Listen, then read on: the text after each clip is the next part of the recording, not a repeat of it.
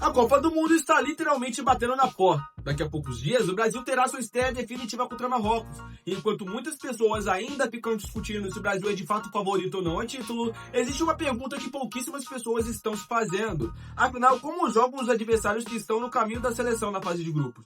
Porque quando saiu o sorteio, muita gente olhou para Marrocos, Haiti e Escócia e pensou imediatamente: grupo tranquilo, só Marrocos é complicado. Mas Copa do Mundo não costuma perdoar excesso de confiança. E basta lembrar de quantas seleções gigantes já caíram diante de adversários que pareciam inofensivos para entender que ninguém chega ao Mundial por acaso. Além disso, o Brasil recebeu uma notícia bem ruim nas vésperas da estreia. Wesley sofreu uma lesão muscular na coxa esquerda durante um amistoso contra o Egito e acabou sendo cortado da Copa do Mundo. Para seu lugar, Carlo Ancelotti convocou o volante Ederson da Atalanta. A mudança gerou bastante debate entre os torcedores, principalmente porque o Wesley vinha sendo uma das opções mais interessantes para o lado direito da seleção. Então hoje, vamos analisar os 3 adversários do Brasil, entender como eles jogam, quem são seus principais destaques, qual deles representa o maior perigo e também discutir se a entrada de Ederson realmente foi uma boa solução para a seleção. Começando pelo adversário que é considerado o mais complicado do grupo inteirinho, Marrocos. E se você ainda vê Marrocos como uma seleção apenas muito esforçada, vale lembrar que eles chegaram nas semifinais da Copa de 2022 e mudaram completamente a forma como o futebol africano é visto no cenário mundial. Desde então, os marroquinos construíram uma identidade muito clara. É uma seleção extremamente organizada, defensivamente sólida e perigosa nos contra-ataques. O grande ponto forte deles é justamente a disciplina tática. Marrocos costuma defender com linhas compactas, fecha muito bem os espaços centrais e força os adversários a jogarem pelos lados. Quando recupera a bola, acelera rapidamente com jogadores velozes e técnicos. É aquele tipo de seleção que não precisa dominar a posse para criar um perigo muito grande. Entre os destaques estão nomes conhecidos do futebol europeu, como o Hakimi, que é o principal líder dessa seleção, que joga na lateral direita do PSG e é um dos melhores do mundo na posição. Ele também jogou por Real Madrid, Inter de Milão, enfim, o currículo dele é impecável. Mesmo convivendo com algumas preocupações físicas antes da estreia, a seleção marroquina continua chegando com moral e acreditando que pode repetir a campanha histórica de 4 anos atrás. E talvez esse seja o jogo mais importante da fase de grupos para o Brasil. Uma vitória logo na estreia praticamente encaminha a classificação. Já um tropeço aumenta a pressão para as rodadas seguintes. Agora vamos falar da seleção que talvez seja a mais misteriosa do grupo, o Haiti. Muita gente olha para o Haiti e imediatamente coloca como o elo mais fraco da chave, e tecnicamente ele realmente chega como um azarão. Mas existe um detalhe importante: essa seleção vai disputar uma Copa do Mundo com um nível de motivação gigantesco. O Haiti não aparece frequentemente em mundiais, e sabe que essa é uma oportunidade histórica pela frente. Isso costuma transformar equipes consideradas menores em adversários muito perigosos.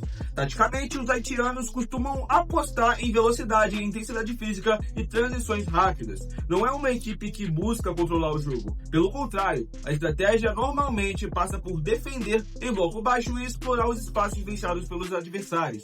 Contra o Brasil, o cenário mais provável é justamente esse. A seleção terá posse de bola durante a maior parte do tempo, enquanto o Haiti tentará sobreviver defensivamente e aproveitar qualquer erro para surpreender. Por isso, é aquele tipo de jogo que parece simples no papel, mas que pode ficar complicado caso o Brasil não consiga marcar cedo. Agora chegamos à Escócia, talvez a seleção mais subestimada desse grupo. Os escoceses estão voltando ao Mundial depois de um longo período longe da competição e chegam com uma característica muito clara: intensidade. Quem acompanha o futebol europeu sabe que a Escócia costuma produzir equipes extremamente competitivas. Talvez não tenham o mesmo brilho técnico de outras seleções, mas compensa isso com organização, força física e muita entrega. A base da equipe conta com jogadores acostumados ao futebol britânico, o que significa pressão constante, jogo aéreo e forte e a marcação muito agressiva. Inclusive, membros da própria seleção brasileira demonstraram respeito ao adversário e destacaram a quantidade de jogadores escoceses atuando em ligas fortes da Europa. Se Marrocos representa o desafio mais técnico, a Escócia talvez seja o desafio mais físico. É aquele tipo de seleção que não para de correr durante os 90 minutos completos e que pode transformar uma partida aparentemente controlada em uma verdadeira batalha. Agora vem a pergunta principal: qual desses adversários representa o maior perigo para o Brasil?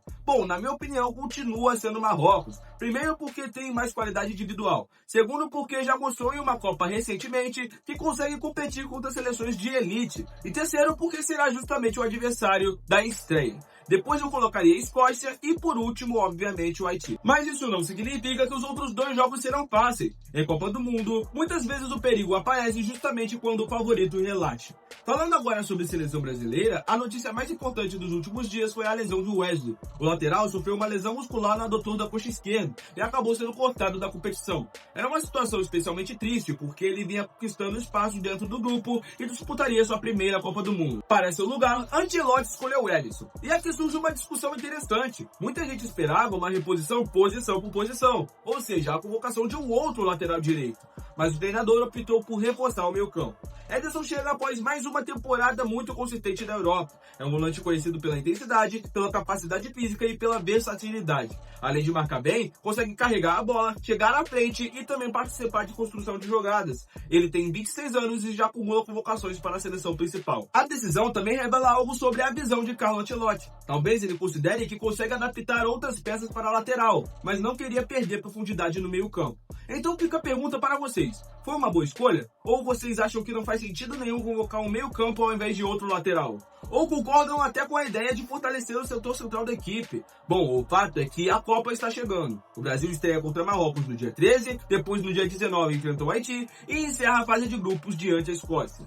No papel, a seleção aparece como uma das favoritas para a liderança do grupo, mas o futebol raramente respeita apenas o que está escrito no papel. Marrocos quer provar que 2022 não foi apenas acaso. A Escócia quer mostrar que voltou ao Mundial para competir. O Haiti quer surpreender o planeta. E o Brasil quer finalmente voltar a sonhar com o hexacampeonato. Mas agora eu quero saber a sua opinião. Qual é o adversário que pode mais dar trabalho para a seleção? Você gostou da entrada de Ederson após a lesão de Wesley ou teria convocado outro jogador?